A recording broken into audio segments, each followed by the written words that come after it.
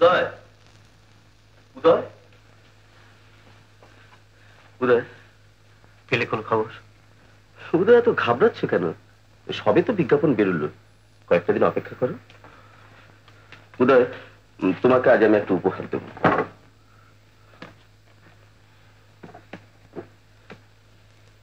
বেহালা? হ্যাঁ, বেহালা। একদিন এই বেহালাই তো তোমার নিত্য সঙ্গী ছিল, তাই ভাবলাম এই নিঃস্ব জীবনে হয়তো এটাই তোমাকে একটু সান্ত্বনা দিতে পারে। তুমি ঠিক ধরে চলে নিস। একদিন নিজের হাতে যে তার আমি ছেড়ে দিয়েছিলাম তা আবার জোড়া দেওয়ার চেষ্টা করেছিলাম, কিন্তু আমি পারিনি। উদয়, উদয় তুমি বাজাও, আমি বরং পোশাকটা ছেড়ে আসি। রমা চা দিও।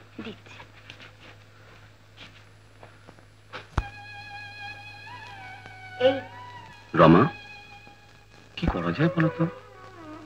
কোনো খবরই তো কেউ দিতে পারছে না। এত বড় শহর। তাহলে ওকে বুঝি সুঝি বাড়ি পাঠিয়ে দাও। সেখানে অসুস্থ বাবা রয়েছেন, এভাবে কতদিন এখানে থাকবেন? সেই তো, কিন্তু কি করে ওকে বলি বলো তো?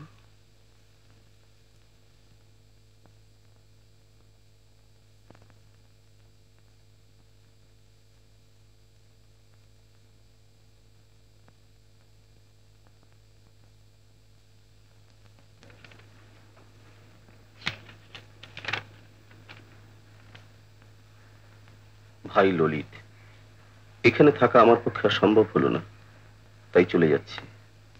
যদি কোনোদিন তার দেখা পাই, এই আশাতেই পথে পথে ঘুরে বেড়াবো। তোমাদের প্রতি রইল আমার কৃতজ্ঞতা। ইতি, তোমার হতভাগ্য বন্ধু উদয়। দেখেছো কাণ্ড? কি হবে এখন? তাই তো ভাবছি।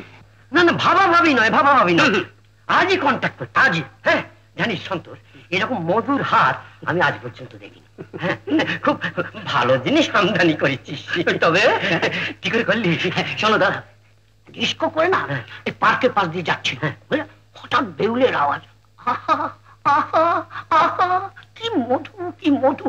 ডিস্কো থেকে লাফিয়ে পড়লাম, লাফিয়ে পড়ি ওর সামনে গিয়ে হাজির হলাম। বললাম, ভাইয়া, ফাঁকা মাঠে তরোয়াল ঘুরিয়ে কি হবে, চলো না আসরে গিয়ে মত করবে।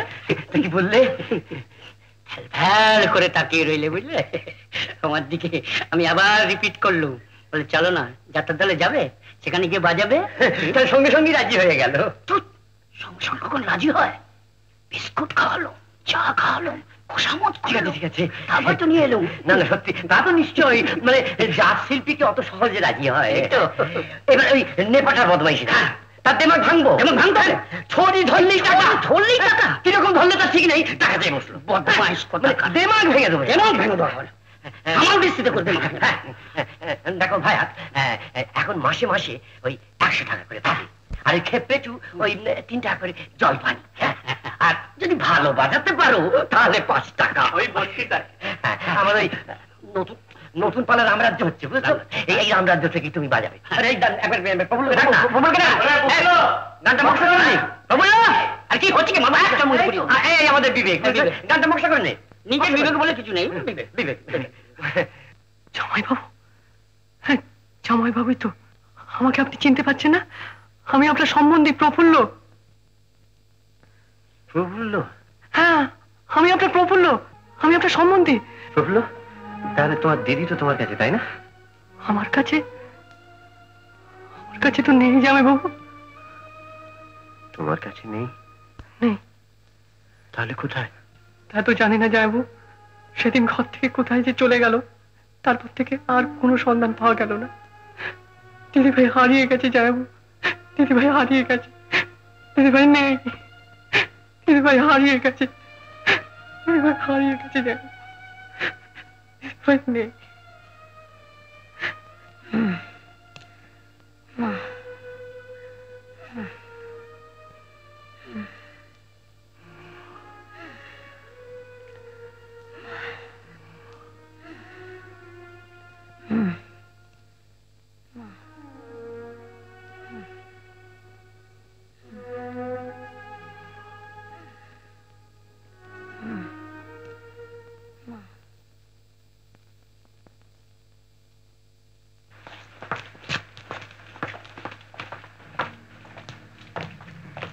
কি result doctor Ghosh?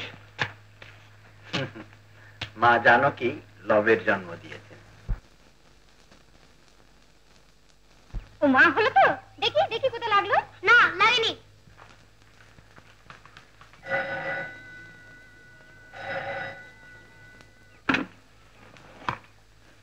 Hello, doctor Rishi Bose here. ও মামনি, হ্যাঁ হ্যাঁ, শান্তনু খুব ভালো আছে। ওই রানুর সঙ্গে খেলা করছে। হ্যাঁ আসছি দাদা, আসছি। আরে ও আমাকে খেলোয়াড় না করে ছাড়বে না, আমার ডাকছে। হ্যাঁ হ্যাঁ হ্যাঁ হ্যাঁ, ঠিক আছে। আচ্ছা মা।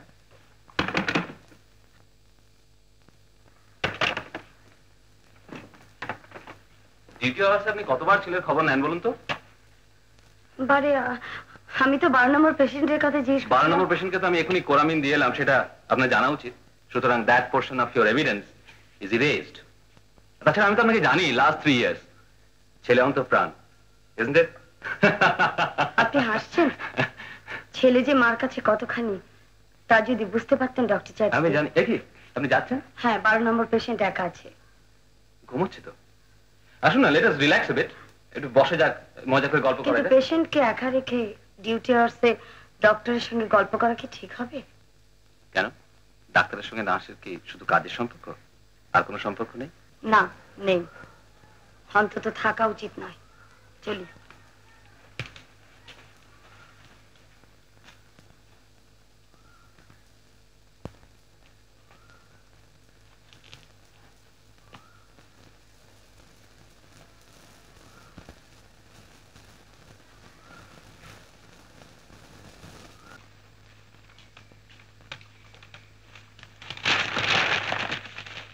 এই যে এসো, এসো। আহা, রোজ রোজ তুমি আবার চাটা আনো কেন? রোজ রোজ আপনি বা কথা বলেন কেন বাবা? আপনার জন্য অন্তত এইটুকু করতে দিন। বসো মা, বসো।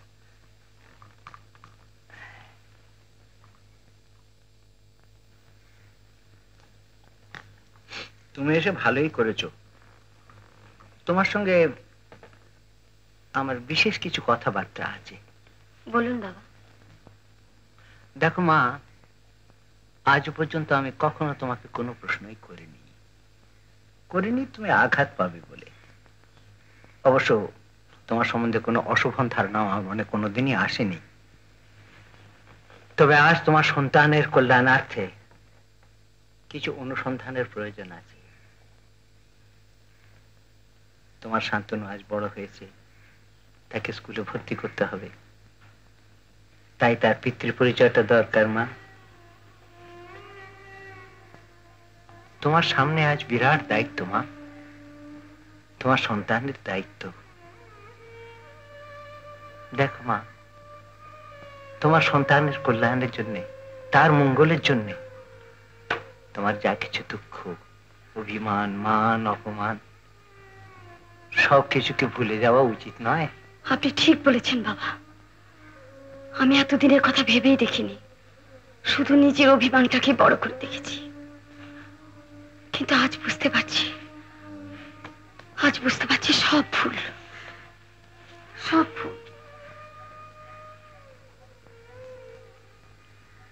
বাবা, আপনাকে আমি সব কথা বলবো, সব বলবো। ওর পিতৃ পরিচয়, নাম ধাম সব আমি আপনাকে বলবো। তারপর যেদিন ও মানুষ হয়ে উঠবে, সেদিন নিয়ে যাবো ওদের বাড়িতে। বলবো, আজ থেকে আমার সব দায়িত্ব শেষ। এই নাও তোমাদের বংশধরকে, যাকে আমি শত ঝড়েও নিভতে দিইনি, আঁচল দিয়ে আড়াল করে রেখেছি।